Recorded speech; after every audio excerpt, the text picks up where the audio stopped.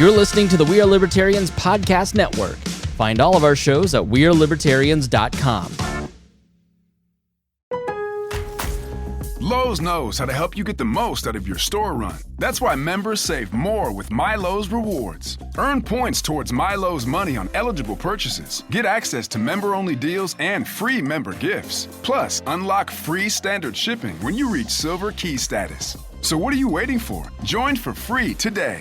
Lowe's. We help. You save. Loyalty program subject to terms and conditions. Details at lowes.com/terms. Subject to change. This episode is brought to you by Chevy Silverado. When it's time for you to ditch the blacktop and head off-road, do it in a truck that says no to nothing. The Chevy Silverado Trail Boss. Get the rugged capability of its Z71 suspension and 2-inch factory lift. Plus, impressive torque and towing capacity thanks to an available Duramax 3-liter turbo diesel engine. Where other trucks call it quits, you'll just be getting started. Visit Chevy.com to learn more. Welcome to the Chris Spangle Show. Thanks for joining me. Hey, this one is a little bit different. I had the pleasure of doing several interviews of IndyCar drivers for the Bob and Tom Show, where I work on a daily basis. That's my day job. And joining me was actor Drew Powell from Gotham, soon to be Curb Your Enthusiasm. He's a great guy, lots of fun. And we talked to the first position, the last position, and everybody in between here. So I hope you enjoy it, and thanks for listening. And if you're not an IndyCar fan, sorry about this podcast, but you should be, because it's incredibly exciting and a ton of fun to watch. And if you want to get into it, check out CW's Road, I think it's called 100 Days to Indy. It's a really good documentary style. It's produced by Vice. So those of you who listen to me probably love the Vice embedded journalism as I do, and they did it for IndyCar, and it's tons of fun. All right, so I hope you enjoy the interviews. Hope you enjoy the Indy 500. Make sure you check out the Boss Hog of Liberty here on the network. They're big race fans too. If you enjoy this sort of thing, then you'll enjoy their show. So thanks so much, and we'll see you again soon here on the Chris Spangle Show. Chris Spangle here with Drew Powell for the Bob and Tom Show, and we are talking to the pole sitter, Alex Palou. Congratulations. Thank you. You've had a monster month. You won the Grand Prix. You won the pole. You have to feel confident about your chances on race day. Yeah, sure. It's been a great start of the month of May, obviously. It's been a great warm-up with the win at the GMR. And obviously the pole that obviously didn't really expect. We knew that we had a really fast car, but we felt like we were not the fastest cars until the Fast Six. So super happy to be here. Yeah. Was this year different than years past for you? Did it feel different? Yeah, I mean, last year I finished second on the qualifying. Yeah. But I didn't really feel that I left everything on track. I thought after qualifying that I had more, and I was like, man, why? You didn't go. Because you never know if maybe next year our car is not fast enough, and then we are not fighting for pole anymore. So this year I was like, man, this is not happening again. I'm going to go for it if I can, and we'll go aggressive, and glad everything worked out. Heck yeah. Now, Scott Dixon is a veteran. He's won the race. He's won a record number of races almost. When you came to the series, you were fairly new to it. How helpful has Scott Dixon been to you in your development as an IndyCar driver? Oh, huge. I mean, it's an honor to be able to share notes and comments about the race car with him. I used to look up to him when I was looking at the IndyCar races. He was already leading. He must have been like, what, 40 when you were born? I mean, I don't know. I'm thinking. No, but he was already winning when I started watching IndyCar. So for me, it's just a privilege to be able to share everything with him. And obviously, I learned a ton with him, with Taku, with Marcus, and last year with Jimmy Johnson. So yeah. Go ahead. No, I just wondered if you could understand him with that Kiwi accent. It's very... It's tough. It's tough. That's an interesting... you're all talking English, but in different accents. Yeah, that's right. Everybody speaks different accents, and TK last year as well. If you put that on top of us, it gets worse. So, yeah. Did you grow up speaking English? Did you know that as a secondary language? Well, I used to... They used to teach us in school, but honestly, it was... Well, it's like when we learned Spanish. Probably very similar to my Spanish. Aló, Mariana, ¿Qué planes tienes en este fin de semana? Oh, that's pretty good. Thank you. Mis zapatos son muy queso. Me llamo Cristobal. That's all I got. Alex Palou is from Spain. You have or had a coffee shop? I was listening to a podcast called Dinner with Racers. Oh. I used to own a coffee shop together with my wife. Yeah. You started it as a that's backup plan, but you sold it now. You're here full time. Do you live here in Austin or Indy? In Indy. In Indy. Yeah, I used Get to live outta in here. Austin, but only for the first year, and then I moved here. Oh, Yeah. that's great. So you sold the coffee shop. Yeah. Is it just simply because the logistics didn't work out well? Yeah, I mean, He's we too did busy it- winning. Yeah.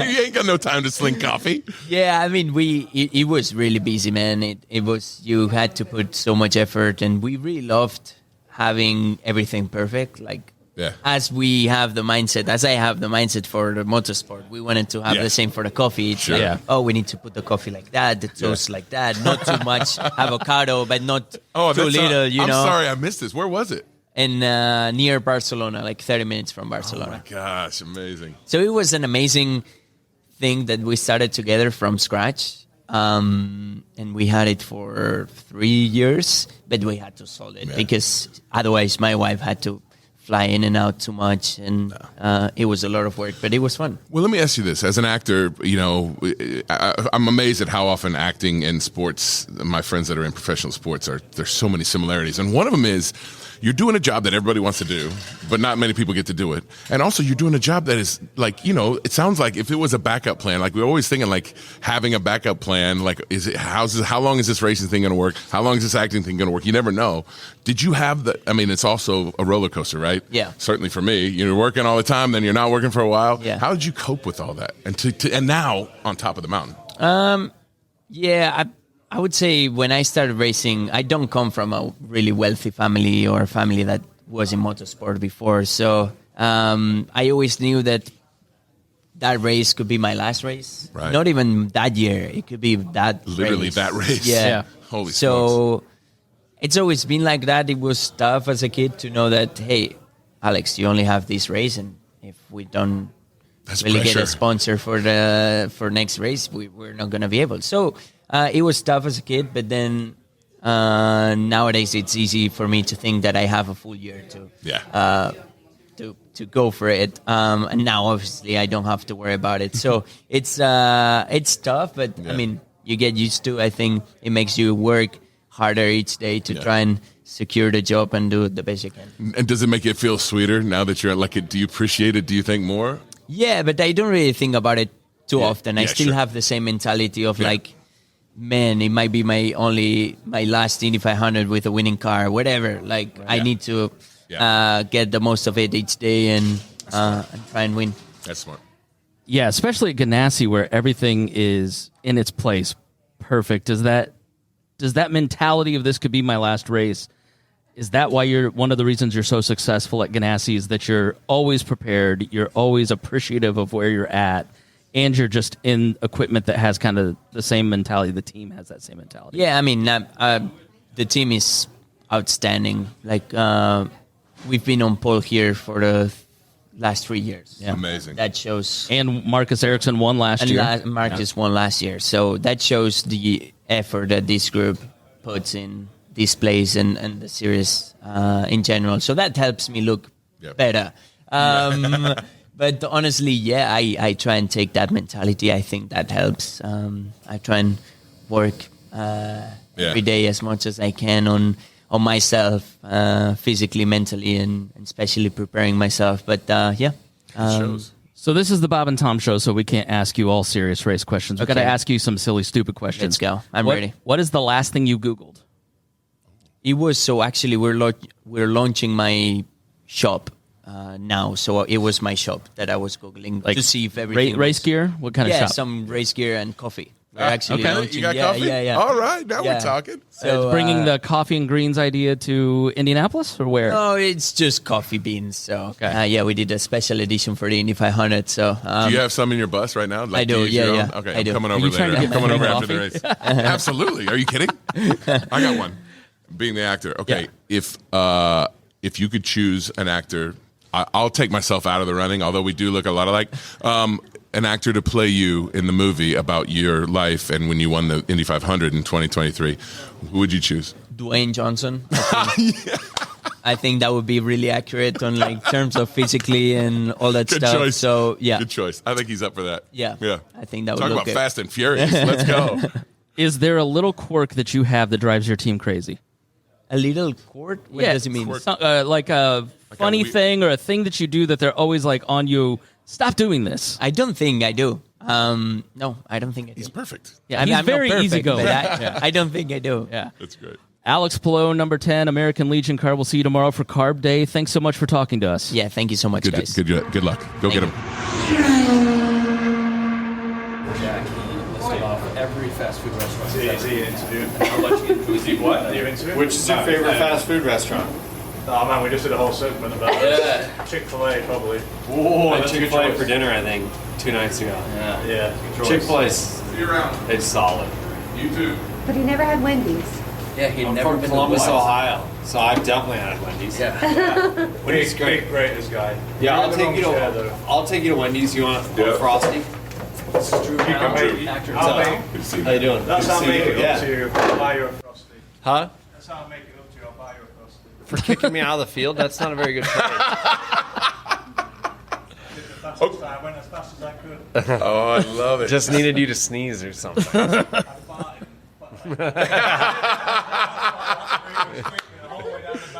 I You love must it. have had McDonald's the night before. That was it. It was White Castle. He got the Crave case from White Castle. That stuff will make you go. America runs on White Castle. It's not Dunkin'.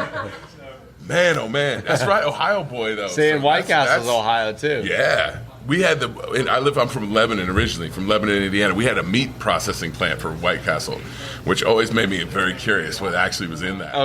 Yeah, It was definitely a question. yeah, for sure. All right. We got our first full race suit here. I know. It's He's been working sorry. today. I was working. I love I it. got 15 minutes of work in Let's today. go. Let's go. This is Chris Spangle here for the Bob and Tom Show, here with actor Drew Powell, and Howdy. we are joined by Graham Ray Hall. Graham, first race suit today.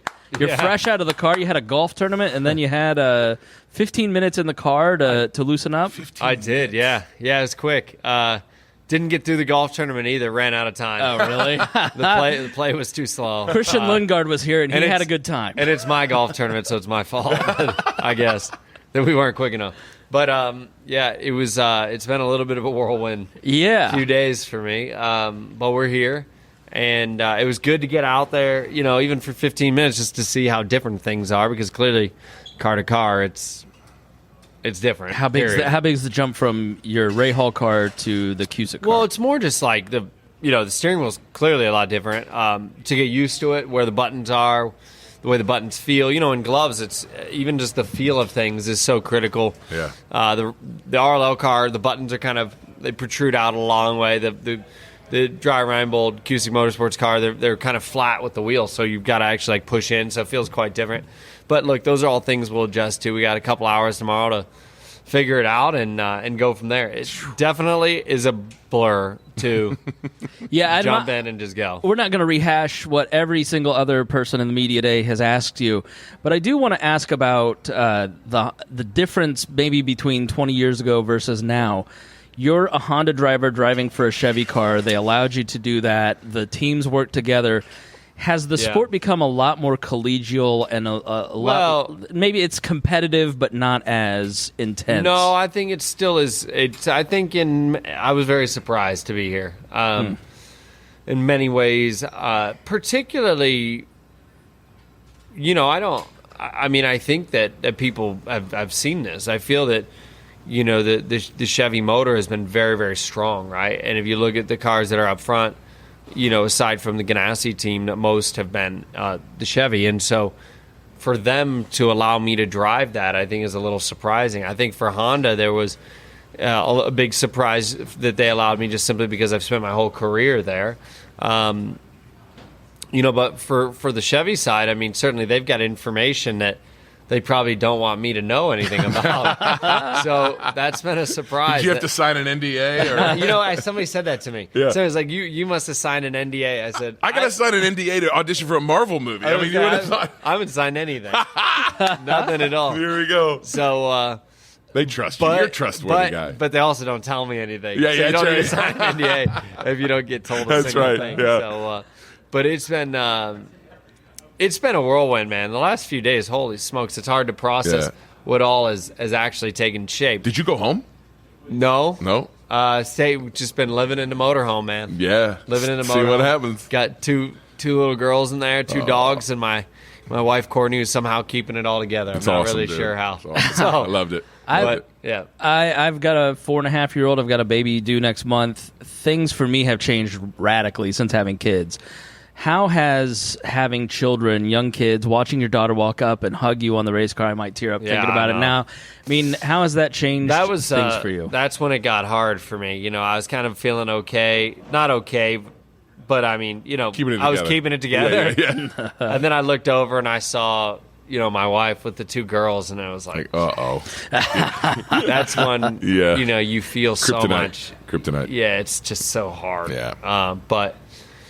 But here we are. We're back in it. Yes, sir. We just needed a chance. We got a chance now. So let's see what happens. How did the car feel today? Hard to tell. Yeah. But and it's windy. I mean, super windy today. I hope really it's not is. like this on race day, just more out of principle. This is Yeah. a tough, no fun being out there like this. But, it's different. I mean, it's going to be different. It's going to handle different. It's going to feel different tomorrow. But I'm excited to get out there and get a sense of it. We'll see. Yeah. So we've been asking everybody all day long. I live from the Hollywood world, so they make a movie, and this sounds like they might be making a movie about this. There's been a lot of great drama. Who plays you in the movie? Oh, man. You tell me. Well, I'm available, and I think we're the same height. So I'm going to hit the gym for like the next 3 years, and then we'll be fine. No, okay. Let's think about this. Because I don't know. What do people say you look like an actor? No, only person I'm ever told I look like is Luke Bryan. I see that. You know who just hit me from last year, actually, and we met last year for the first time here, is Miles Teller. I could see some Miles Teller think so? action. Yeah. I'm not saying you guys look exactly alike, but I think he could do a good job with that you. movie was sweet. Oh, man. Top Gun. Wasn't it? It was awesome. It brought people back to the theater. Like, I was so thankful for that movie. But yeah, I could see that. And, man, what a story. This is what number for you? 500? 16. 16. 16. Oh, yeah. Merry Christmas. Yeah, a lot. The person that was This has born been the the year toughest, of your first is 16 years old right now, learning to drive. I know, and I feel like most of the drivers I compete against weren't born when my first one, my first first race. Especially but these days. It's kind of strange. There's a lot of youth in the sport right now, a lot. And RC Emerson was like, "Yeah, my first, came to my first one when Tony Kanaan started." It's like, I was a senior in high school. You're about the same age. Like, exactly. Are you getting to a point in your career where you talk to some of these younger guys and you're like, "Oh, dude, they're so out of touch." A lot of these young kids, I'm like, I was laughing today. I'm not going to name names, but like one of the drivers in his contract got something for free in exchange for money. And I was like, he had to be like 20 years old because money is gold, right? Yeah, You need to make a living. Yes. But as a kid, who cared? Right. Hey, I got a new toy. It's Yeah. like, no, not anymore. Not anymore. Exchange for money. But you've I listened to a podcast today called Dinner with the Racers with your dad. Yeah. Bob or Bobby. He said you call him Bob. I call him Bob. Why do you call your dad Bob and not? Don't know. You call him Dad in some of the Bobby interviews. sounds weird. Yeah. Maybe that's like. But what about maybe Dad? it was cool 40 years ago, but I think Bob is better suited nowadays. Yeah, I get that. I call him Dad all the time, but I think like if we're around. Well, I guess sometimes when he calls me, I say Bob. I guess now that I think about it. Yeah. We've always called him that. My little sister calls him Bob, and everybody calls him Bob. He said he thought it was a little bit to tweak him. Is there a little bit of that? Probably a little, sometimes. But at least we don't call him Robert or something. We're really upset if that's what we call Robert. him.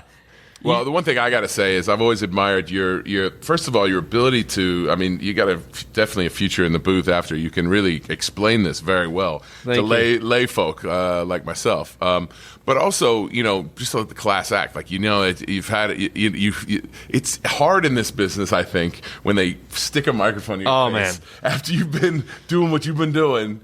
To not just go crazy, dude. That was the hardest part of Sunday. You're down, you're out. You've just been kicked in every area you can imagine, and you just don't have time. And I knew it. It hadn't even ended, and I could see the crowd swarming my car. I hadn't even gotten out yet. Jeez. And to to get out and try to keep yourself composed for like 10 minutes is not easy. But I do think that that's something that's super unique about our sport. Yes. Even in football, right? Like if a player, if Tom Brady goes out and throws 5 interceptions and wants to walk off the field and not do an interview, he can do that. But in our world, you can't. They are on you. The mic is in your face. You're not going to get out of there. And so that access is a great thing, but it's also tough at times. Is. Yeah, it makes for great TV too, man. That 100 Days to Indy is freaking fascinating to watch. The story that they're going to get now is man. You turned into the A storyline. I'll tell you that. Probably more of a story than they. You hear that, boys? Yeah, they're listening.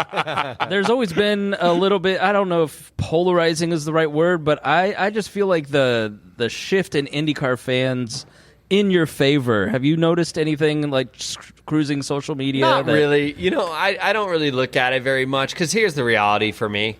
Like, people just love to hate me, and I'm okay with that. Being my last name, I know that. I've lived that for 20 years. People, yes, you have those that are genuine fans and care, but people say the dumbest stuff, and they don't have a clue who I am as a person. They never met me, and they would never say it to my face. Never. I can guarantee you that. Never. But they just love to hate. That's the world, unfortunately, I feel like that we live in today. You're right. It's just,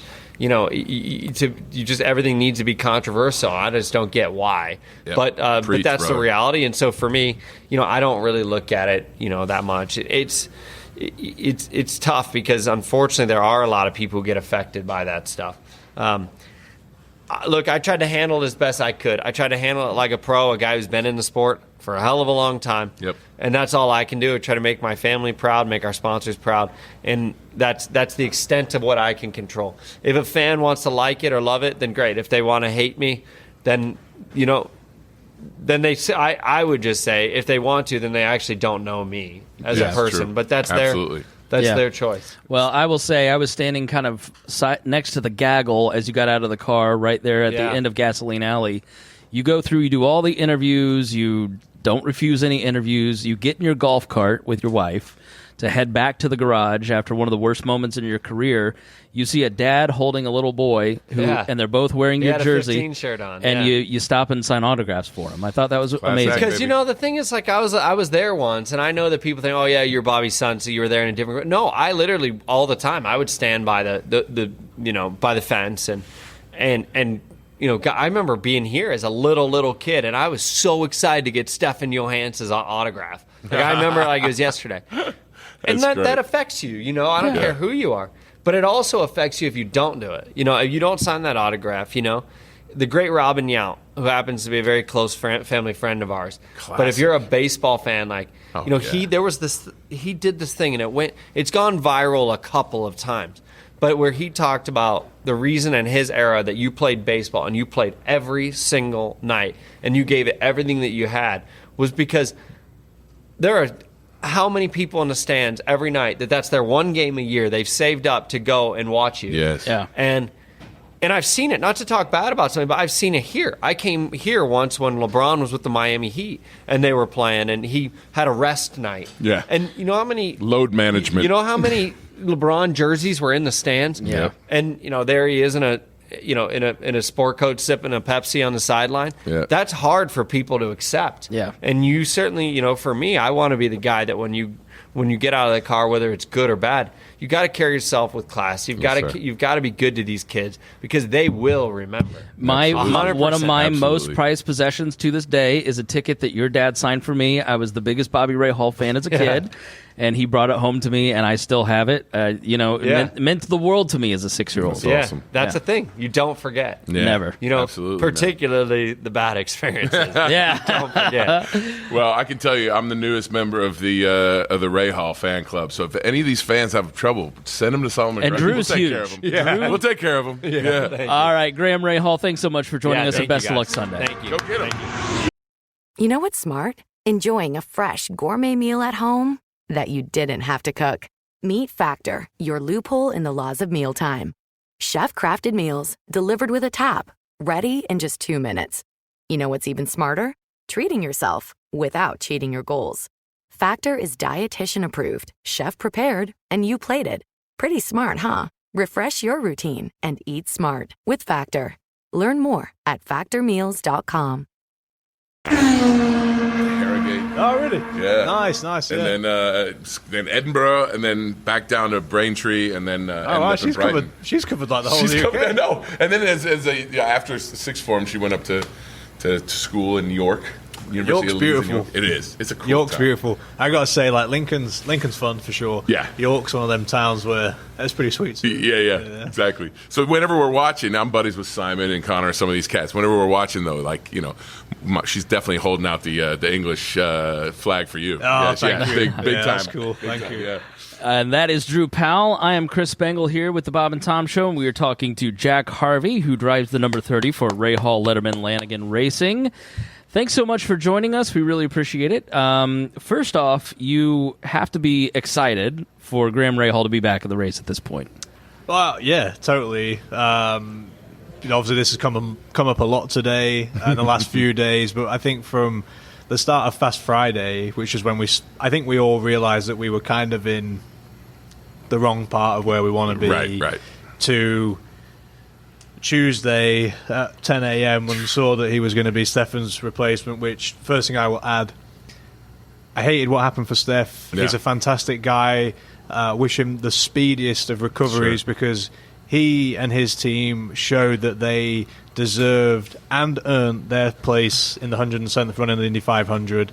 I wish him a speedy recovery, and I hope that he gets in next year for the 108th. He deserves it. Yeah, sure. I was relieved in a lot of ways to see Graham get the call, and I do want to say thanks to, always to Honda, because I've only ever driven a Honda, but also in this moment to Chevy. Yeah. The race fan in me loves that they were able to overcome whatever the hurdles are. I have no idea, but I'm grateful they were able to overcome it. And I want to say thanks to everyone on the 24 for embracing Graham the way they have, because from the Ray Hall Letterman Lanigan side, it's been peak stress, and people think, it's just qualifying day, but really it's not. It's from Fast Friday. Yeah. And then to bump out a teammate is awful. People don't realise Graham's actually a very good friend of mine. Sure. So that added another layer of it. So I know what it means for him. I know Bobby's had every emotion at this place from winning it to being bumped himself. Yeah. So I know what the Indianapolis Motor Speedway means to the Ray Hall family. Yep. I know what it means to this team. I know the difficult questions that then get asked when one of our cars, whoever it is, doesn't make it. Yep. So you're balancing these very heavy negative feelings on one shoulder. Yep. The other shoulder, I felt so grateful, Of course. to be in the race. Yeah. And, I felt grateful for myself. Yeah. For all the sponsors on the 30 car. Yeah. For people ready, for custom entertainment, for all my mechanics, Yep. for the engineers, for everybody in marketing. And, I think other people as well should just give them a thought throughout all this, trying to balance some of these positive, negative, in equal doses. I will say, though, everything that's happened, I'm proud of the people of RLL. We clearly haven't had the performance, but in terms of just how they are as people, I thought we all handled bump day with a huge amount of class. Absolutely. I think that No question. universally, Graham has, I think, in the IndyCar fandom online, sometimes been unfairly criticize, but I've seen that completely switch since qualifying. Without I think doubt. for you too, I think the way that the team handled it, and also, I mean, Honda and Chevy, I don't think anybody really thought that would be possible to see a Honda driver go to a Chevy car. It does make a big difference in the race, for those of you who don't know. But it really, I think, speaks to where IndyCar's at right now, where it seems like a big club where everybody's rooting for each other, as opposed to maybe 30 years ago where it's don't tell anybody anything or I'll knife you. Yeah, exactly. Well, and not for nothing, your qualifying was the equivalent of a freaking game-winning shot in basketball. You know, like that's worth celebrating. The car was hot, and you weren't supposed to. Were you on the fourth lap going, no effing way?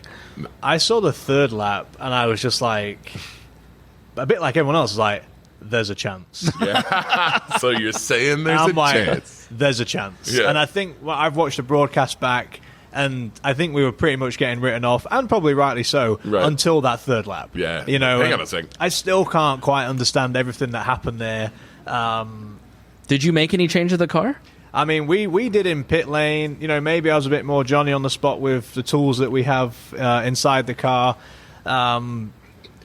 It's a wild day, wild, man. You know, it's so wild, and you know, I love sports. I love this place, and it felt like one of them moments, whether it's basketball and you've thrown and the buzzer's gone, or you know, you're throwing a Hail Mary to win a football game or something. Like that was the equivalent. Penalty goal in football. You know, like soccer. that was our final effort. Yeah. That was all we had left. There was nothing else to give. I truthfully didn't even know how much time was left. That's how just present I was, which is why I asked on the way in, like, how much time is there left? Right. And they're like, 0, you're in. And honestly, like, I cried like a little girl from pretty much the middle of like the back straight to like coming in and composing myself again. That is great. And again, I love that. But you're wrestling with it because I knew that it would have been Graham. You know, and then it is a weird. That's a weird moment. spot. It is a weird spot, and then you throw in the other dynamic of it, where you know, obviously Bobby's my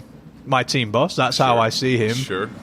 That's how Graham sees him, but then that's also his dad. Yeah. Right. So they have another layer to that relationship that's way deeper than anything that we do at the racetrack. Yeah, good point. But I do think that we all handled it with a nice amount of class, and I really was proud to be a part of that organization on that day for the people that they are. And now we're in the 107th running, and we have a year to try and figure out what the heck went wrong last weekend. But and which number is this for you? How many 500s? 7. Wow. Yeah, right. I Lucky know. number 7. Yeah. Well, yeah. Let's make it happen. It'll make a great movie. I mean, Jack. honestly, if someone from our team wins, I'll forget it. like, Forget it. I don't even know what I'd do. Honestly, I hope it's me. Yeah. If it's one of the others, I'll celebrate with them. Yeah. You know, maybe we don't go to Detroit. Who knows? You're still celebrating. Yeah, we'll still be celebrating. But yeah, no, it's. You guys over here going like, no. Jacob's like, in all fairness, Jacob's like, I'm down for that. Yeah, he is. So, Well, no, It's always the PR people. You got to watch out. So we've been asking all the drivers. You know, my day job is I'm an actor. So in that movie, when you win and we cast the movie, who plays Jack Harvey? Only because I get this a lot. I know who you're going to say. Zac Efron. I knew it. Yeah, but here's the a lot thing. of people say. Oh my it. gosh, forget it. I mean, you guys could be brothers, but I also I'm getting serious Danny Radcliffe vibes, man. And I could see that went from feeling like an ultra positive to kind of a negative. Come on, he's Harry Potter. He's Harry Potter. I'm living this Jekyll and Hyde all the time. I want to see that. Yeah, he is Zac Efron and Danny Radcliffe. I do see that. Somebody make that. Somebody give me some art of that on Jack's shoulder. He does kind of have like the Harry Potter was a nerd in middle school. And now look how hot he is. When Harry Potter got hot, there you go. I still am a nerd, in all fairness. I'm a huge Harry Potter fan. Nice. One time when I got drunk, I did permanent marker the line on my forehead.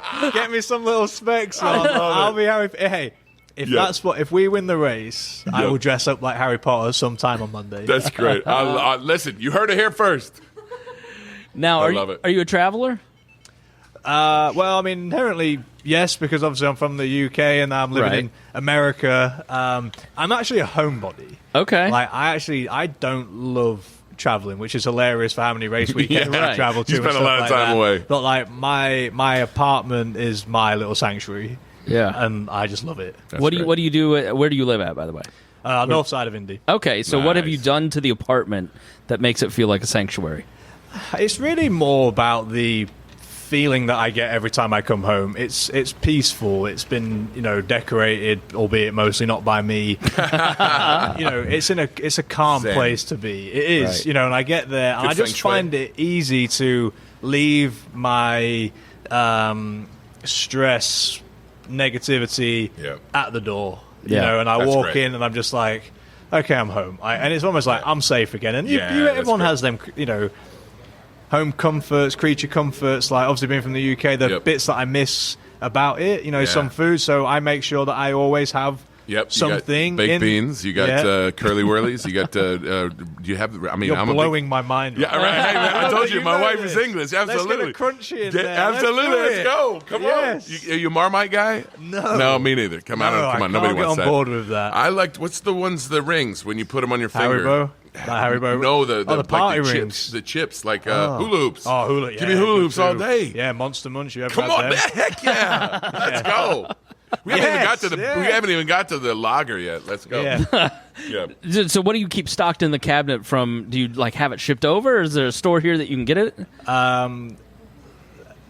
Yes, a little bit yes to both. I will say my mum is as much of a mum as you could ever Okay. Love it. and she keeps me very well stocked. Oh, that's my sweet. dad travels to a lot of the races too, so he's always bringing my favourite biscuits, chocolate digestive, Arnott? hobnob. No. Oh, Arnott's Australia. first- Hobnob. Oh, my Hobnob, God. yeah, the I know. Hobnob, the chocolate covered hobnob. Yeah, that's the way. Let's you go. know. When I heard chocolate digestive the first time, I was like, "There's no way that's a candy. That's the worst." No, it's not. It's a cookie. It's like a cookie. graham cracker kind of, So it's, but better. This is where there's an immediate language barrier. Okay, Yes. right. Because a cookie here, if I think about a cookie, I think pretty much exclusively chocolate chip. Right. Yes, right. That's like, it's a chocolate chip cookie, period.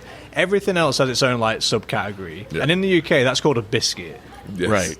Where in America, a biscuit is like a weird cross between like a scone and a bread bun. Yeah, And that's I'm right. like, am I putting jam and Yeah. clotted cream on that? Or Yeah. how am I Or eating gravy. this? Or I'd be like- gravy. Gravy. Yeah, I asked for I- biscuits and gravy one time, and I got a scone with why and is- they really worked hard. I but- got to tell this story. So me and my sister, when I first moved to America, she comes over with me. She's here 10 days, helped me get settled into my first apartment.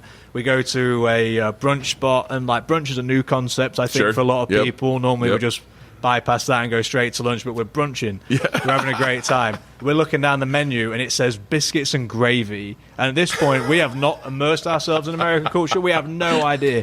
Nothing about that made sense because in our mind, to give you a reference, that pretty much is like someone going, there's two like graham crackers covered with like beef gravy or turkey gravy, and that didn't make sense. I'm not here for it. No, absolutely not. And then I did one day like try biscuits and gravy. It's hearty. That's a hearty That's meal. a guy that eats baked beans for that breakfast. is a great. That's a great way to say it, though. But- It is hearty. American beans are dense. really. Don't you think? Yeah, totally Where different. Baked beans in the UK are lighter. Yes. Okay. Like quite Less- a lot lighter. Yes. Less sugary, less syrupy. Yes. Definitely for more sure. like a savory thing. Yeah. Yep.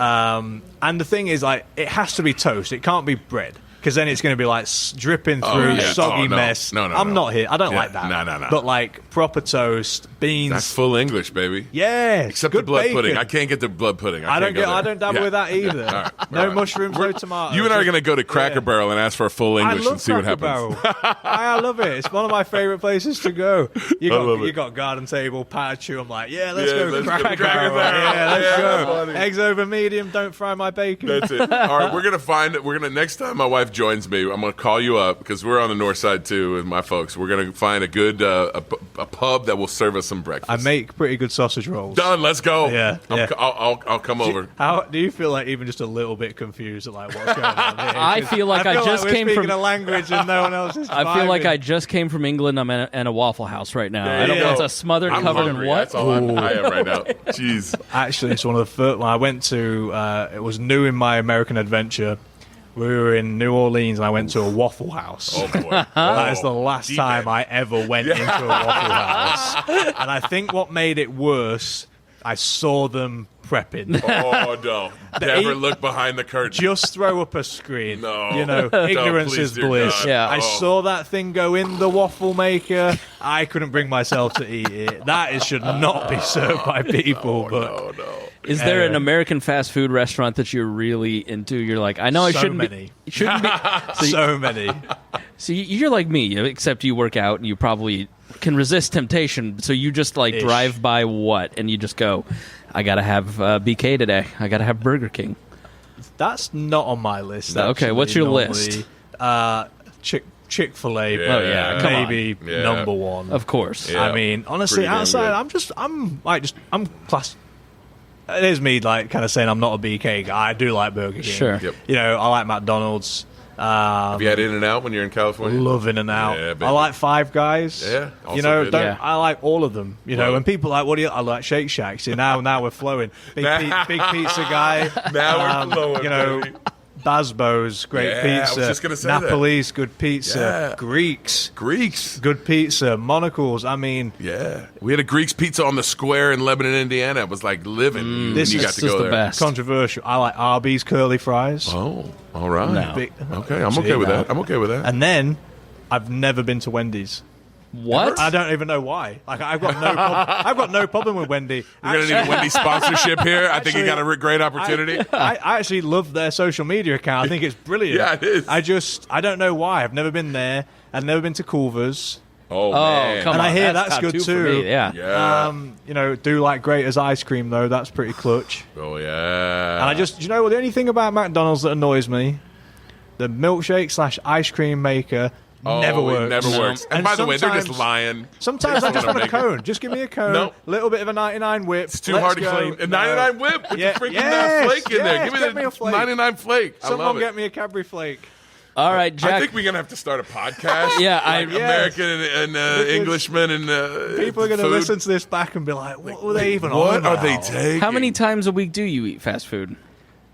Truthfully, not many, man. Yeah, I gotta say. You like, don't, Look at you 'em, don't get in right? a race car eating fast food. I like actually just social cantina. That's kind of close to us. We like Nice, that. nice. Big Chipotle guy. Yeah, sure. Like Wahlburgers. That's another one Yeah. never mentioned. That's great. So We need to just I- edit I this of seem- him like wistfully just talking like, about yeah, this. I know, yeah. all of them down. Here's me saying I don't eat a lot, but there I am rattling them off left and right. 42 minutes later. Yeah, yeah, he's still going. I've never dabbled on White Castle because No. someone said give it a wide berth. Jacob's mad. He's a what? Yeah, but I don't know. It's one of those 2 in the morning, and you've made some bad decisions, and you're like, well, let's just add one more to the thing. Yeah. not to just keep having another one. Yeah. But my next one at 2 a.m. You talk about bad decisions at Yeah, 2 yeah, a.m. Skyline chili. Let's go. Come That's on, a- Chili Mac. That's a good decision. Nothing wrong with that. That's a good decision at 3 p.m. It doesn't feel as good the next morning, but I will never forget smelling my breath with booze infused Skyline chili. onions. And I was like, I think I'm gonna die. Like, this thing, like, I'm gonna breathe in my own breath, and I'm just gonna keel over right Good night, now. everybody. And we're out. That's great. I love it, man. All right, Jack Harvey, the number 30 for Ray Hall Letterman. Oh yeah, Landon. racing. Yeah. Best of luck to you. Thanks so Racing, much. yeah. Best interview of the day. We are here with Callum Eilot, who is in the number 77 for Junco's Hollinger Racing. Little bit of a struggle this month, but you're in the field solidly. That has to feel good. Yeah, a little bit is an understatement, but no, it's been tough. It's been tough. You know, that's how it is sometimes. And unfortunately, we were the ones this year that had quite a big struggle and made a few changes to make it work, and we got in.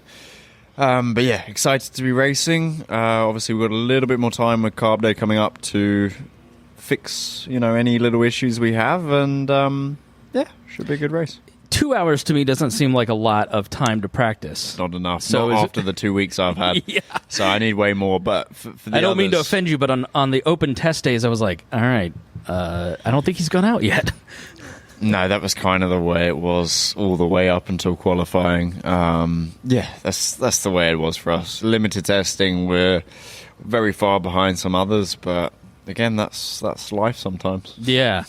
Now, you were coming up the ranks. You finished second in Formula 2 in 2020 and did really well there with 3 wins and 5 pole positions. And then you switched over to IndyCar.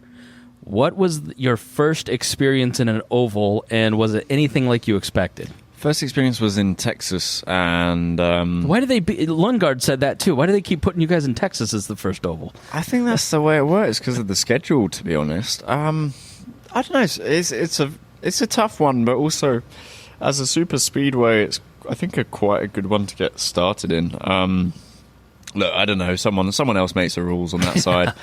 But yeah, I think my honest reaction coming in was, I don't know who came up with this idea, but they got some issues. And I think when everything was under 100 miles an hour or whatever, it was all good. But now it's super fast. I mean, I've learned to appreciate how finely tuned everything is and how difficult the racing can be. And especially here at IMS, it's very, very tough. It's a very tough track, very tough racing, and even tough to get the car in the window. So when people say it's a tough track to race, what exactly does that mean for those of us who have never been in the car? Anything from setting up the car, how you balance the car as a driver, and the driving style you need to play around with it. And then the next thing is even the racing. The racing can be very close and very competitive, or it can be very, very distant. And to be able to make a move, you have to be on the edge and very daring. It can be anything, but here it's more about how finely tuned the cars need to be for the window for them to work in, and then, watching qualifying, how on edge everyone is at 240 miles an hour. How close you were described as particularly brave in qualifications. What did other drivers mean by that? I almost crashed 6 out of the 8 laps I did. Oh, wow. And I've got photographic evidence of how close I got to the wall, and every lap of the first run, and then 2 of the 4 laps on the second run. And the story for me was we changed chassis the previous day, and I got 2 runs in the morning on Saturday, and then went straight into qualifying. And all the cars are so different. It doesn't matter how even if the baseline setup should work, you need to fine-tune it with aeros and stuff, and the faster you go, the ride heights and all of that changes, and that changes how the car behaves. So yeah, I think some people were very impressed by what we managed to do, what I managed to do in the qualifying, and yeah, I put on some of the craziest laps I've ever done on an oval. Now, were you familiar with the Indy 500 when you were overseas? Did you come to the race before you were in it? This is what, your second year? Yeah, second year. My first experience watching it was 2016 when Rossi won. And I'd heard of it, but I'd never watched it before that. And then, I kind of started to get an understanding of it. Obviously, when I was a little bit older, 2019 I was racing in Monaco. So at the same time we were racing, I was probably partying at the time the Indy 500 was going on. But yeah, you got a feeling for how big this race was, but you don't understand it until you come here. Yeah, and what was that first experience like? Did you kind of underestimate it and kind of go, well, it's just another race, and then you experienced it and it was something different? No, I never underestimated it. I was just like, I want to see what it's like, and then when you get that cannon at 6 a.m. waking you up, going, oh, what was that? And then obviously the noise and everything that follows it, it just creates a special day. Yeah. Now, final question, if someone were going to play you in a movie about your life, who do you think would play you? I mean, there's a good guy, Taron Egerton, I think that's his name. He played in Kingsman. You know the one. Yeah. Alsman knows all this stuff. Yeah. Nicholas Holt. I would know the face, but I don't know. Okay, yeah. No, you're talking to the wrong guy. Yeah. Yes, I was thinking of the English style. Yeah. All right. Well, thank you so much, Callum Ilott. We really appreciate your time here on the Bob and Tom Show. Thank you for having me. All right. We are here with Christian Lundgaard. You are Rahal Letterman Lanigan racing driver. Unfortunately, starting back in the pack this year, can you talk about the experience of having to attend the last row party? Once again. Hold on. Why are we not? Once again. Am I on now? Now you're on. There you go. Once again, attending the last row Once party? again. I actually qualified 31st last year and qualified 31st this year. Okay, that's not a good streak. Well, at least I'm in it. Yeah, that's so true. Yeah. that's at least the positive of it. But no, obviously with Graham driving in the 24 car, we've been moved up to 30th. Still have to attend the last row party. Yeah. Which sucks. But now we got all 4 of us, so Graham will join us for that one. So that'll be fun, I think, tonight. You really dominated in the GP here earlier in the month and then struggled at the Oval. What is the difference in the cars that would maybe cause something like that? I mean, in terms of my performance, I don't really think that I struggled the whole month. We just haven't been fast. Yeah. As a team, we just haven't had the performance and the pace that we need and we should have with the resources that we have available. And I would kind of say, extremely disappointed in that. Yeah. Of course, but right now it's a learning curve, and having Stefano come in, understanding the aerodynamics of the car and the vehicle dynamics, we just struggled with pace, and it's been a tough learning curve for him as well, to be honest, because we've done a lot of aero testing on and off track, and just to understand which window the car needs to be in, and looking at the GP and even Barber, if you look at the performance we had last year at Barber compared to this year, or at least on my car, we were way more competitive this year. So I think the car is more pleasant to drive. It's nicer to drive. We just need to extract more pace out of it, quite honestly. And I think that has showed at the Oval. Last year I was not comfortable in the car at any part, on any ovals we did. Texas this year was a little interesting, but here at the Speedway, I've blasted through all my qualifying runs, and I think I did 11 in total with high boost, and the car was nice to drive. We just weren't able to go faster. We were trimming, we were going back on downfalls, and we're just doing the same pace. So you obviously grew up in Europe. Your goal was probably F1, and you were a road racer, correct?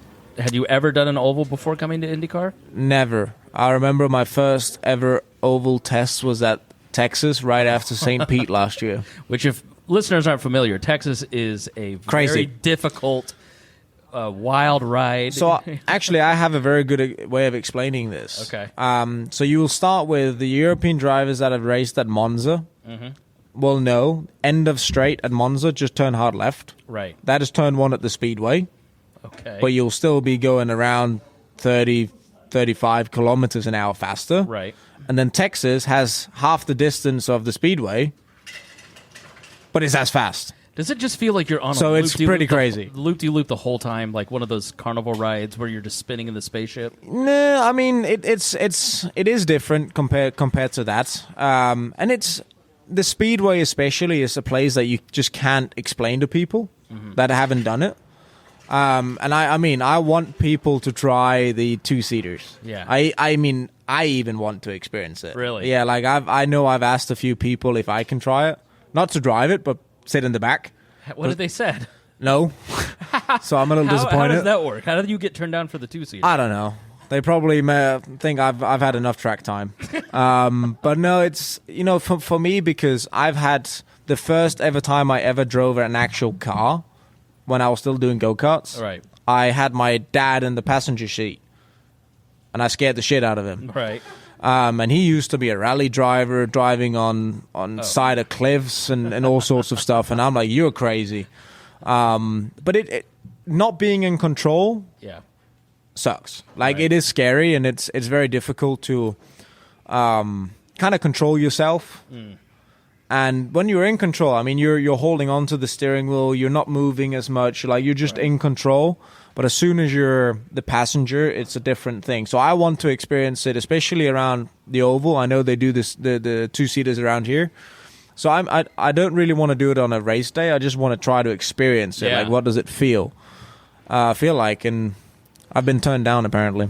That is bizarre to me. Yeah, you'd think that you'd be able to get a ride, but maybe they're saving fuel costs. Maybe my question just haven't reached far enough. Like, I don't know. I'll probably have to ask some different people. So you have a mustache this year. Is that in honor of Bobby Ray Hall? What is the backstory of your mustache? Yeah, it's actually a deal I have with my best friend, and he's here this week. He got in on Tuesday, and we played golf this morning, and he's having a good time. And he was actually asking me if he could follow me around for the whole media tour today. And I was like, no, that's not a good idea. It's like, I can just stand in the back room. I'm like, no, you can go down Would there. he be making faces at you behind the camera or what? Yeah, it just wouldn't end very great. It was just going to be a long day with that. So no, he's enjoying himself. He's actually never in his entire life seen me drive. Really? Never. So why not start out at the Speedway for the Indy 500? Well, so, what was your first experience at the Indy 500? Was it as a driver, or did you come here First before? time, yeah, first time as a driver, which was last year. I'd experienced it on TV before, but never been here. How did you describe it to him? Well, I'm still trying to. So I guess that explains the answer. You know, it's you just can't explain it. You have to experience it, and race day is just so different.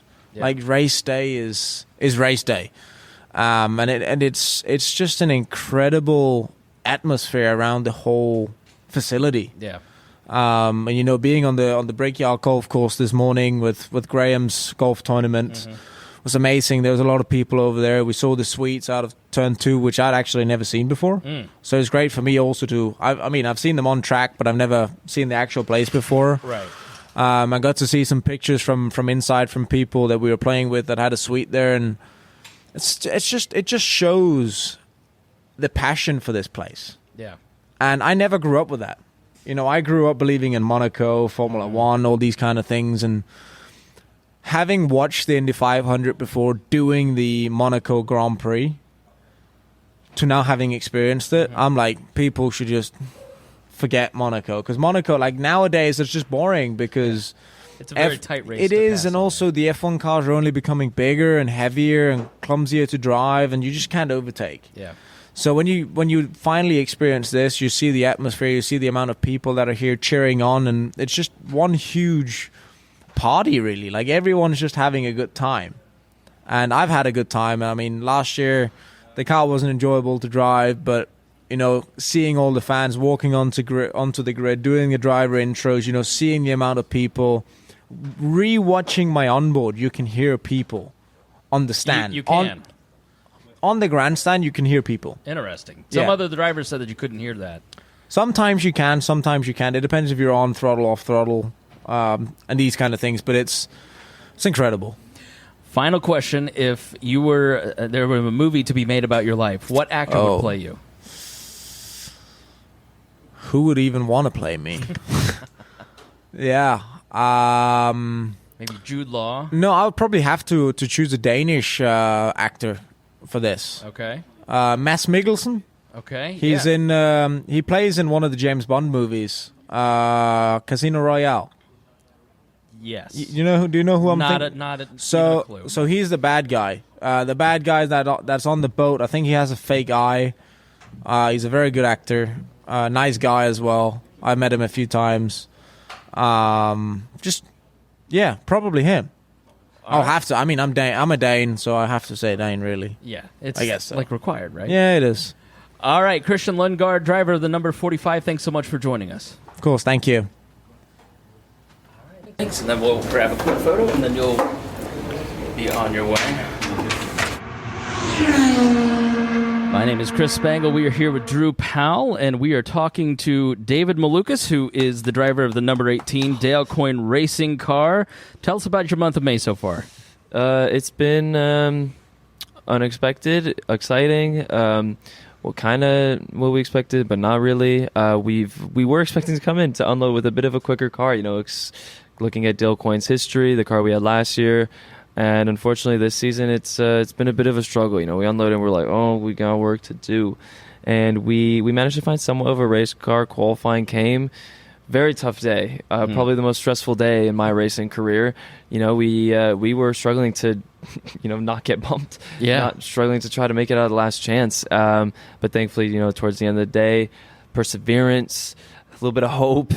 We managed to put everything together and actually qualified 23rd, which we were just jumping. We were like, if you see that our team, we looked like we won pole. Like we were more excited than the McLaren team actually getting pole. We were like, yeah, like jumping through the roof. So Small victories. Yeah, when you're sitting there watching those cars go out and you say it's stressful, like what could you, for those of us who've never been in that position, what would you liken that to, like that feeling of just watching other cars and you're just sitting there just waiting on your future? Yeah, I mean, the way qualifying day works, we have the one run. So, you come in with that run, and we were right on the precipice of being in the last chance, which was from 30th onwards. And so we were always in that bubble zone, is what they call it. And you always have to wait on the other people that are in last chance to go and do their laps. And because they're in last chance, they can go in lane 1. And lane 1 obviously deletes your time, but since they're in last chance anyways, it doesn't matter. You might as well just delete it and just keep going. So you're just kind of watching the board, and then as soon as they hit it, now you go in lane 1 and try to go again. And because you're trying to push the limit of the car so much, everything's on edge. So as a driver, you're out there, and it's not an easy 4 laps. You are playing with the car at 240 miles an hour going sideways, and it is the most stressful 4 laps you can possibly do. And obviously from Honda's side, you're pushing the engine as much as you can, so you have to be on top of engine maps, on top of changes.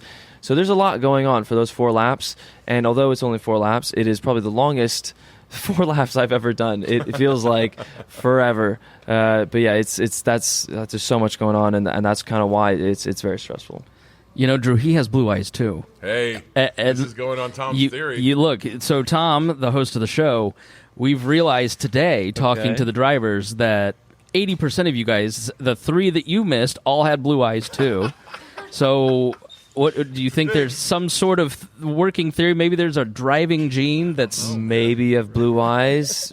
It equals good drive. I mean, Jody, what color eyes? You have blue eyes? Green. Oh, no, okay. she can never. Not gonna be a driver, I don't think. That's crazy. So, wow. It's one of those things where I thought Tom was being Tom, and like, okay, bro. But then everybody kept coming. Yeah. With the exception of like the Brazilians and the Mexican guys and the Japanese, like. Everybody else has blue eyes, so like now I'm like, wait a minute, we're gonna have to call Bill Nye the Science Guy to figure it out. Bill Nye, that was my childhood, man. That's awesome. No, I'm actually gonna use that if I ever see like a baby or something. Oh, blue eyes, he's gonna be a racer. Yes. Indeed. Grab that other mic for me. There's something wrong with your Chickadee check, microphone check up. There we go. Yep. All right, I knew if you weren't popping through that other mic that it wasn't working. You probably catch me on your mic with this voice. Exactly. Now, I hope this isn't an offensive question, but were you homeschooled? I was, yes. Okay. How did that help your racing career? Because I would imagine with that freedom, you got to do all kinds of fun things while still being educated. Well. Of course. I did homeschooling when I went to Europe. So I was still in go-karting at the time, but I was doing many European series. So I actually lived in England at the time. Wow. So it was easier to count the days I was out than in school. And so I was going to get kicked out of the school anyways. They're like, you're never here. Yeah. So I was like, yeah, it's time to go to homeschooling. I need to be on the go all the time. And it helped a lot. Of course, it also helped with discipline, with the homeschooling that I did. It was kind of just like, here's a whole semester, do when you want. Yeah. It's your own consequences. Obviously, for me, I was like, sweet, not going to do that. Let's go race.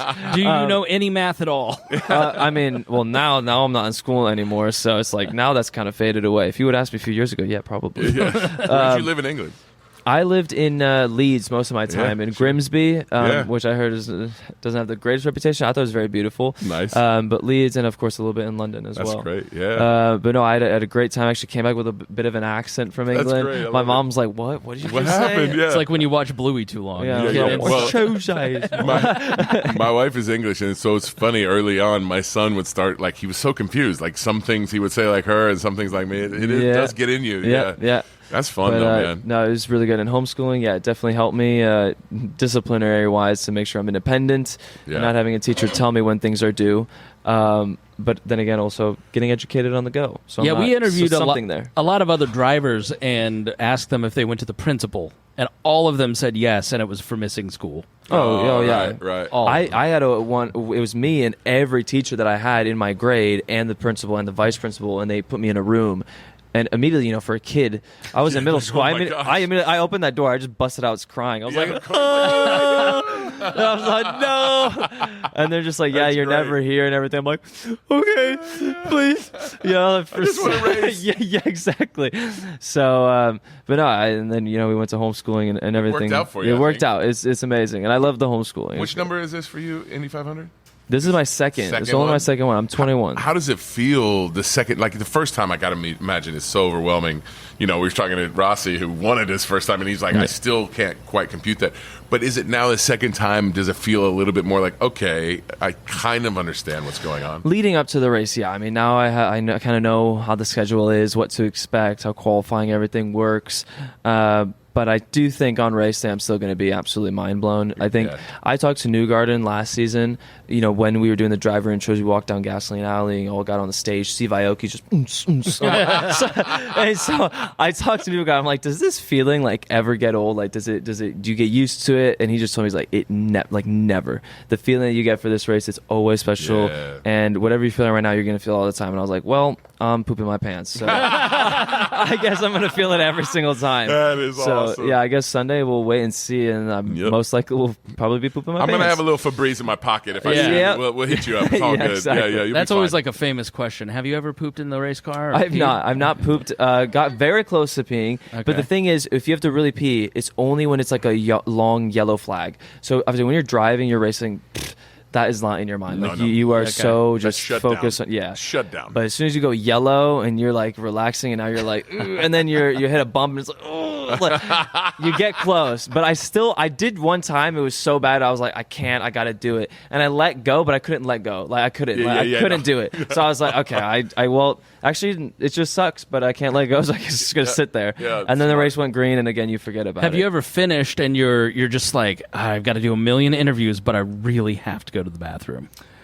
Yeah, no, because I immediately just tell Jody, I'm like, I gotta go to the bathroom ASAP, like right now. Good PR person's worth $1 million in racing. Oh, amazing! She knows, like she already has all the locations ready, closest bathroom. We got this one. If you want to go another minute longer, you could get a really nice bathroom over there. Like she's got it all planned out for me. That's great. Yeah, it's amazing. She's like the Yelp of bathrooms at race courses all over the world. Yeah, it's just incredible. That's great. Is there something that you do that kind of drives your team crazy, where they're just like, please stop doing this? Is it tweeting? I mean, the team doesn't really get affected by any social media stuff. I don't know if there's anything that there's not like you get out of the car and you always leave something and there is. So like, let's say for month of May, it's a perfect example because there's so much practicing. There's a lot of downtime when the team's making changes, and I actually always wear my mouthpiece in, like the little for the drinking of the water. Yeah, because I like to put it's in a perfect position. If I take it out and put it back in, it's gonna be all messed up. So I always just leave it in, and if I scratch it, it makes this funny noise, and on the radio, like on the intercom, it's like just. So everybody's working on the car. Engineers are talking to each other like, yeah, so I think we should go on this spring and lift this up. And I'm just over here just like, and they found it funny at first, but I do it all the time, and now I'm pretty sure it's driving them nuts. And one of the times they actually told me, they're like, okay, David, can you stop that? So then I just said like yes, but in the noise. So if anything, it'd probably be that noise. I love that. You are a fairly prolific tweeter. You're very connected on social media, and that seems to be kind of a new thing with the younger generation of drivers. Sort of the generation, maybe Elio, Scott Dixon's. Let's just stay off of this and let the PR people handle it. Why do you feel that's a valuable tool, and what do you get out of really engaging with the fans on social media? I personally, from my side, I just love it. I love communicating with the fans. A lot of good memes. I just find it funny, and when you communicate with the memes, you kind of, it's like being a part of a different community. And then I can leech off of them. We can share memes and stuff. And I'm active on everything: Discord, Reddit, Twitter. I'm in group chats, of like fans. And then I joined it, and they're like, "Oh, it's David and Lucas! No way!" And I'm just like, "What's up?" Like, and I just messaged them, and actually all the like drama and rumors, everything, I actually learned from them. Really? Like, they are so on it. Like, they're everything. So go Is it into, true, or are they just sort of? No, it's like a lot of it is true. Like they're on it. They're on top of things. So for me, it's great. Like my knowledge of IndyCar and behind the scenes just goes through the roof because of them. You know, they're like, well, I saw in this picture, I zoomed in, and then I saw in this document that this guy's going here, and I'm like, whoa, only that's in insane. the building going on over Yeah, you know, it's like it's crazy. Do you ever go the next weekend and like take those rumors to other drivers to find out if it's true? Oh yeah, I go straight to him. I'm like, I have from a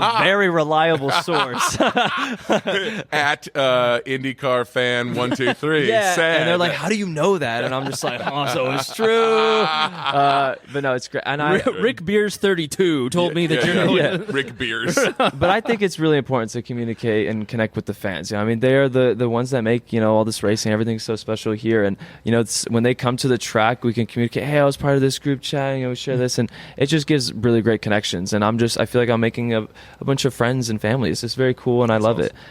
So yeah, I mean, yeah, we're just gonna leave it at that. Keep it going. I'm gonna follow you now, bro.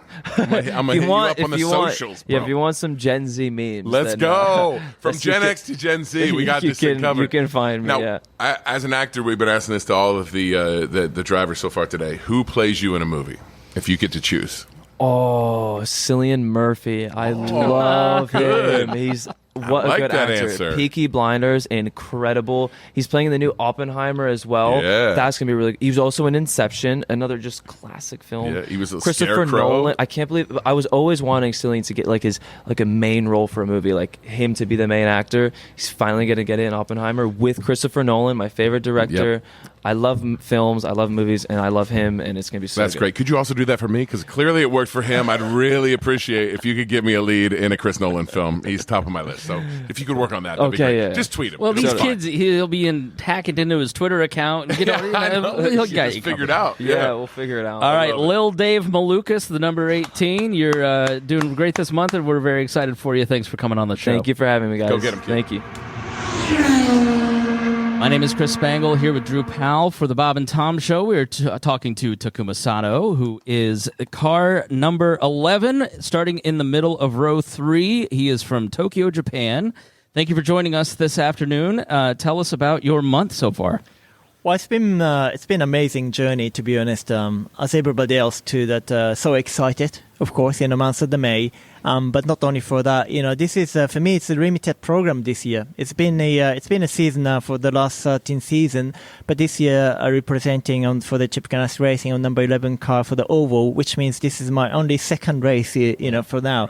But talking about the environment, Chip Ganassi Racing is obviously been the leading team for entire years, and particularly for the recent years in the 500, it's very, very strong. So it's been a really good practice so far every day, and qualifying for me, it was a little bit bittersweet. Wanted to be a little bit higher, but Alex, my teammate, showed the number 10 car was on pole. So we have speed, and we have a very strong package, and the environment is just fantastic.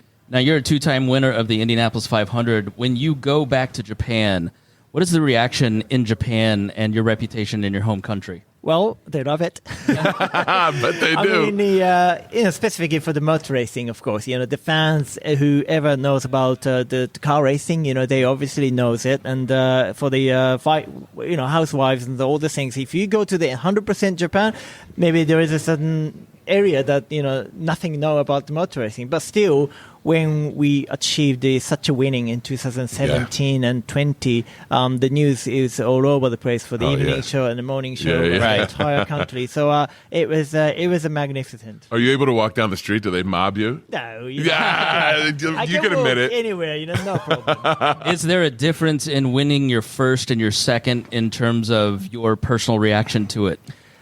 I think it's a yes and no. I think it's both wins. You just can't compare it. Obviously the winning is a superb, the memories and nothing like it. But of course, you could say the first one has got just a significant impact because it's just the first win for the 500. It's just unbelievable. We made history too, that. And particularly for the 350,000 people which was battering around the magnitude and the impact of the energy that this venue had was just nothing like it. Yeah. Now, of course, 2020 was a difficult year for everyone else. Yep. And There were no fans at that race, right? Exactly. So we didn't have any spectator. So it was a zero. So if you look at the whole 360, it was just a grey grandstand. Whoa. But knowing that millions of people were cheering through the TV safely at the backyard of your house. Yeah. So I think it was tough to say, when we won, obviously the whole team, it was just such a special feeling, but we didn't get the buzz from the 350,000 people which surrounded. But again,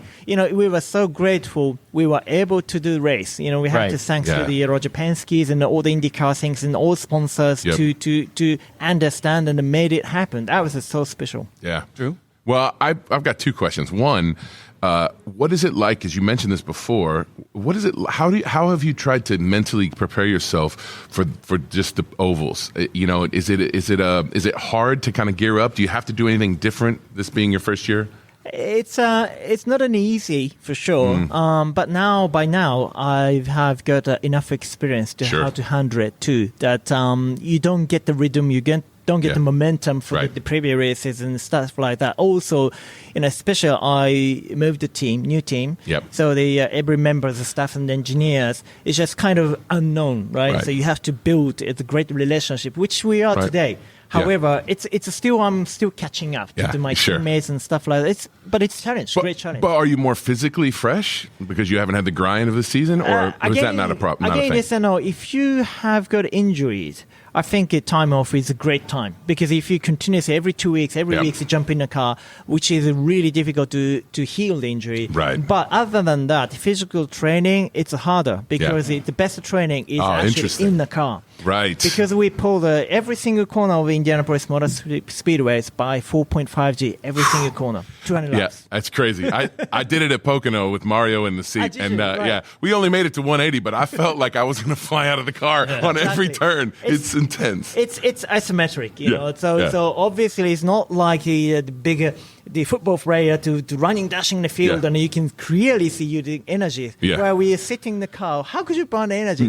We are. We're burning about the 5 pounds of the body weight, for the one single race. So you have to train really hard and mentally, physically prepare for it. Yes, we do I have a time for it, so I think I'm ready for 100%. Yeah, good for you. Takuma Sato, what's your favorite childhood memory? Well, childhood memory, I think it's still something to do with the racing, because I love the cars and mud racing, things like that, since when I was recognized the things, and let's say 2.5 years old. But I never had a chance because my parents had no idea for the racing. So I remember back in really 1987, it's a really long time ago. Yeah. But I was 10 years old boy, and we went to the Suzuka in Japan, which was a Japanese Grand Prix in a Formula One race, the first ever in a current configuration. And that was just an unbelievable day. For me, just unforgettable. I still remember the feeling when sounds and the smells and just to be there for all the 5 senses. I still clearly remember that. Yeah, that's great. As an actor, I always got to ask this. I'm asking this question to everybody. Who plays you in a movie? Wow, the movies. Yeah. Well, I like Denzel Washington. Yeah, I think that's a good choice. Yes. Yeah, I can see the similarities. Yes. Absolutely. I mean, I'd be willing to. I'm just if it's an option. I'm just saying. All right, Takuma Sato, driver of the Deloitte number 11. Thanks so much for joining us. Thank you very much. Good luck. Go get him. This is Chris Spangle here at the Indianapolis Motor Speedway with Drew Powell, and we are talking to R.C. Enerson, who is the driver for a brand new team. Your team is like what? Less than 2 weeks old, really? Yeah, like a week old. A week old? Our first day on track was Wednesday. That's great. Yeah, and you're one of the cool stories of the month because everybody thought, oh, well, they're certainly going to be on the bubble. They'll kind of be in the back row. We were the first pick for sure. Right, but you are in 28th position in the second to last row. How did you and the team get up to speed? Because you're a rookie too, so it's not like they have a veteran driver. How did you guys achieve that result? Yeah, I mean, I'm still not quite certain how I still hold my rookie status. I did my first 3 races in 2016, and then it's just kind of been in and out. I did some stuff with Carlin, Yep. And then finally got that opportunity in 2021 with Top Gun. But, I mean, there was just no prep behind the car. We got the thing in boxes 38 days before our first practice from Dallara. Goodness. And Roy Wilkerson, that man built that car that fast. Wow. And showed up, and we could only get to 227. That was all I had. I was flat every single lap of every single session I was here. That's all you can and do. it just didn't have any more speed. Yep. But this one, I mean, we finally got this in the works. I think it was in January. It was shortly after PRI when we kind of brought it up to John Bruner, the team manager, and we've had a long-standing relationship with him. And he was like, "Oh, let me see." We thought he was going to say no right away. You were asking him what? If he was interested in trying to run a 500 program with Able Motorsports. Gotcha. Nice. And he was like, "Well, you got to talk to Bill, see if that's something that's in the cards." And is this your engineer or this is the team manager for Able Motorsports? Got it. Okay. Yeah, Okay. John Bruner. He's because you're talking about your Indy Next team, and then you wanted to run an Indy 500 program. Yeah. So I mean, we've only known Bill and Jacob Able through John Bruner through Able Motorsports. Gotcha. So that was just kind of we have our cars, and we were like, hey, well, can we make this an opportunity to run under Able Motorsports banner? And he was, because John Bruner, he's done the third Foyt car many times. I mean, he's been a team manager and since I believe the 80s or 90s. Wow. I mean, he was with the Players team. Yeah, that's kart days. Yeah, kart Kart days. days, So wow. he's been around. I mean, everybody in the paddock knows him.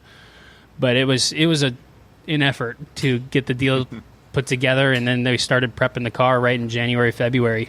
Amazing. And I remember going in the shop, I think it was in April, and I spun the front wheel, but it was before the wheel was on it. It was just the rotor, and that thing just didn't stop. Oh no. I was like, oh, this is going to be good.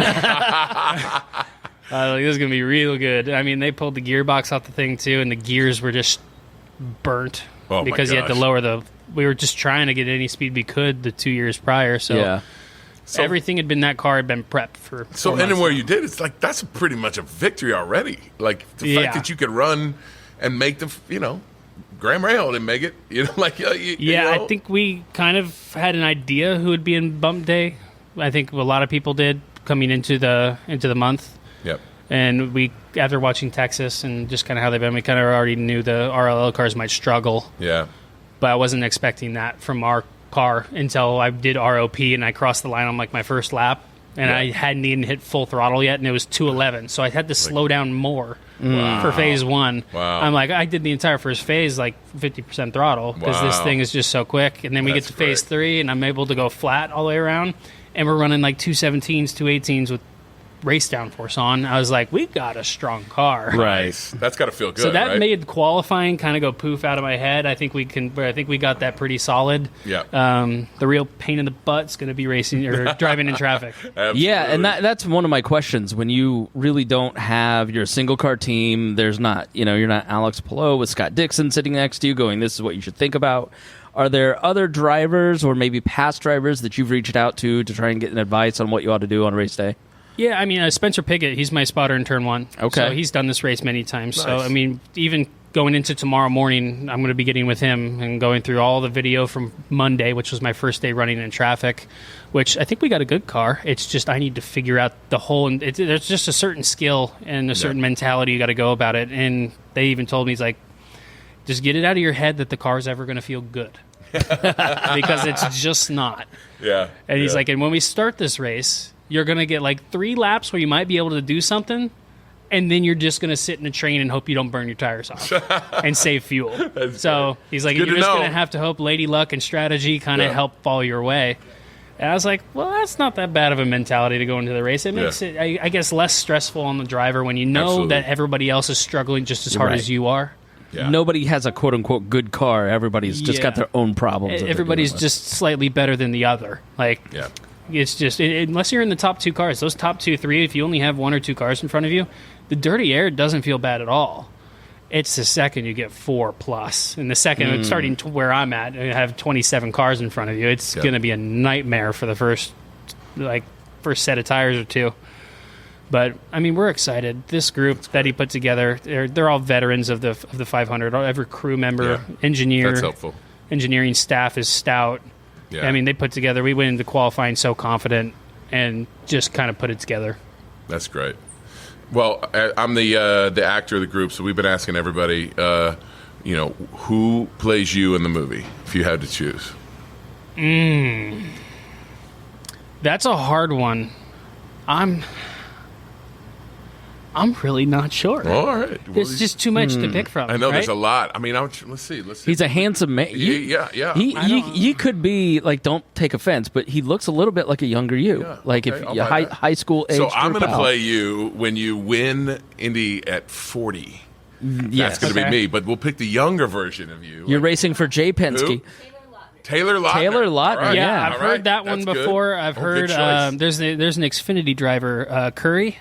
And somebody came and ran up to me from the Chevy team, and they came like, has anybody told you look exactly like him? I was like, I don't even know what he looks like. And they showed me a picture. I was like, oh, man. That is I was long like, lost brother. That's not bad. I've gotten That's a few great. different ones, like at the racing schools and stuff Yeah, like that. sure, They'll be sure. like, you look just like this person. I've gotten a few of them. Yeah, So man. All right, well, good. Well, I'm putting my hand in. I don't know. I'll let you guys take the 40-year-old Yeah, please. winner. So tell us about your career path here, like coming up to IndyCar.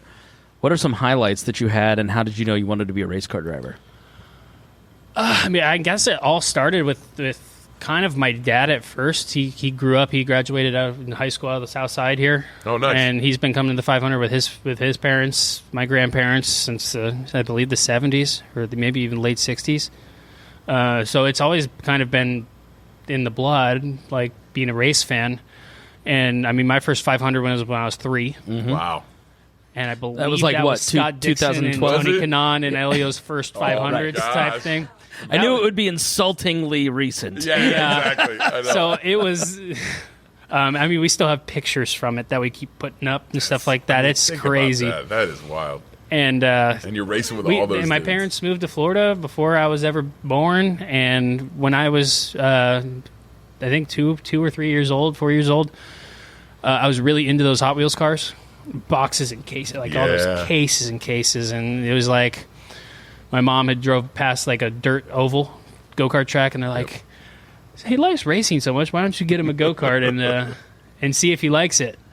And there's a little dirt track over here. My dad was like, nope, I grew up in Indianapolis. If he's racing on asphalt. Yeah. And got me a go-kart from Comet Kart Sales, which is out of Newcastle, I believe, here. Yeah. Is their deal. And he put it together in the garage, started out 4 years old. You can't race until you're 5. So at 4 years old, I'm just going up and down the street where they'd stand on each side. Just a little menace on the street. And, yeah, to be quite honest, karting all the way up until I was about 10 or 11 was more or less a hobby. Even though we were karting at the national level, it was more or less a hobby that me and my dad would go do on every weekend. Nice. And got better and better at it, but it was never really the greatest karter. And then I got into a racing school and got into a car when I was 12. And that's kind of where the light bulb switched in my head. I think just things in a car made more sense to me rather than a kart, because they are fundamentally just so different on driving style. And it just things clicked in my head and went into USF 2000 at 15 years old, 2012. Did 3 years of it. Almost won the championship the last year. Finished second. That was when we were running our own team for it. So we were trying to compete with Cape Motorsports, who was like the gods of the Van Diemen F2000 era. They won like, I think, 8 out of the last 10 championships with that car. Amazing. And we gave them a run for their money, and that was when the new Lights car was coming out. And that was when there was still the old Star Mazda car, which it was only like 6/10 quicker than the USF 2000 car. Jeez. So it was like, why would we go jump up to 6/10 quicker when there's a new Lights car coming out? It kind of resets it for everybody. Yeah. And everybody's got to learn a new car, so why not make it there? And we skipped that and went into Lights. Did really well. Ran the Freedom here. Our team finished 1, 2, 3, 4, and won Mid-Ohio. Did a number of podiums. We really podiumed mostly on the ovals. But had a really strong year, and then came back again for the next year, and just engine issues, all kinds of mechanicals, found ourselves out of the championship, and got approached by Dale Coyne to do 3 races. Let's go. And was like, okay, let's go do that. Yeah. Good choice. And so my first races were in 2016. I was 19. So it was I was at the time I was the youngest since Marco. Right. And then That's now something. it's just all 19, Yeah, 20 yeah, olds. yeah. So it's Yeah. like, You started a trend, bro. Yeah, it kicked Yeah. down the door for sure. Yeah. But I mean, we were really strong in those races and tried to get a full-time 2017 ride and just didn't happen. And it's just been in and out. Yeah. I've been kind of driving everything. I've done some NASCAR stuff. Sure. I've done some IMSA stuff and then IndyCar. So it's kind of been through everything. Yeah. All right, look for car number 50, R.C. Enerson, on race day. Best of luck to you. Thanks a lot. Thank Go you. get him, buddy. All right, we are here with Augustine Canapino, who drives the number 78 Juncos Hollinger racing car. You know, I would have totally missed your story had it not been for the Drive to Indy CW series. And I was really impressed with, you're this accomplished race car driver, but you've never sat in an Indy car, and then you've come out this season and had a great season and a pretty good run here at Indy. I mean, what was the adjustment from the car that you'd driven previously to the Indy car? Like, how big of a jump was that for you? Oh, it's a huge difference because I always drove a touring car in my country. Right. Which, can you explain what a touring car is to the listeners? It's like a stock car, like NASCAR, but in Argentina. So right. It's of course a little bit different. I never drive in an oval first time in Texas. This is my second race in an oval, and of course my first time in an open wheel car. And IndyCar is the most demanding car in the world. Okay. For the driver, for Why? the physical condition. So imagine you the change for me. So it's a lot, and I have to learn English too. I am learning English too. I never speak English in my life before. So well, you're doing great. Better than if I spoke Spanish, and I've had 4 years of it. Everything is totally different for me. I am enjoying a lot, of course, the process, but it's not easy. Honestly, I have to work every day very hard to improve my physical condition, to learn about the car, the team, the series, and the language too. So let's talk about the physical aspect. You are having to work out harder. Like, what is the physical demand in the car that is forcing you into that process? It's the most demanding car in the world. So, and I don't say that. So they say the Formula One drivers come to the most important and most faster category in the world. And when they come to here to drive an IndyCar car, they say, "Wow, this is tough." I imagine you, for me, coming for a touring car, it's totally different, totally different. And I'm still improving. I still suffering a lot that condition, but I am much better now than the beginning. And anyway, I am in the process.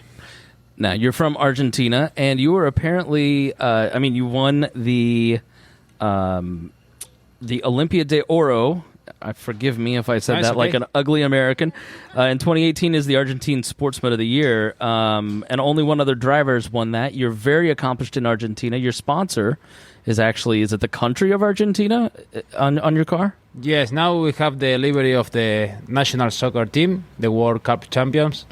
We are doing that for them, and we are really proud because they are the world champions on the soccer World Cup. It's the first Argentinian driver. I am the first Argentinian driver since I think 83 years to do the Indy 500. Okay. Only one Argentina in the history could finish the race. So imagine you what is the situation in my country because Indy 500 is the most important race in the world. Yeah, tell us about the Juncos Hollinger racing team. Your owner is Argentinian, correct? Yes. And left Argentina and started the racing team, started in Indy Lights, now Indy Next. Yes. Tell us about the Juncos Hollinger racing team. It's a really big history from Ricardo. Ricardo comes on 2001 to here to America and did a really incredible job to have now a really good team. Of course, it's the newest team. It's a small team too, but we are here doing battle to the best team, the top teams. It's incredible history. It's a long history, but it's amazing. He's a big example to how you can do everything in your life. And the legacy of the team is the power of possibility. And I think this is a perfect example from Ricardo.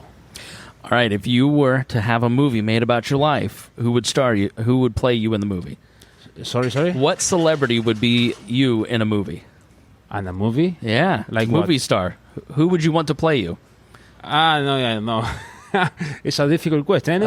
I never think about that. Yeah. All right. Well, Augustine Canapino, thank you so much for joining us here on the Bob and Tom Show. Thank you very much.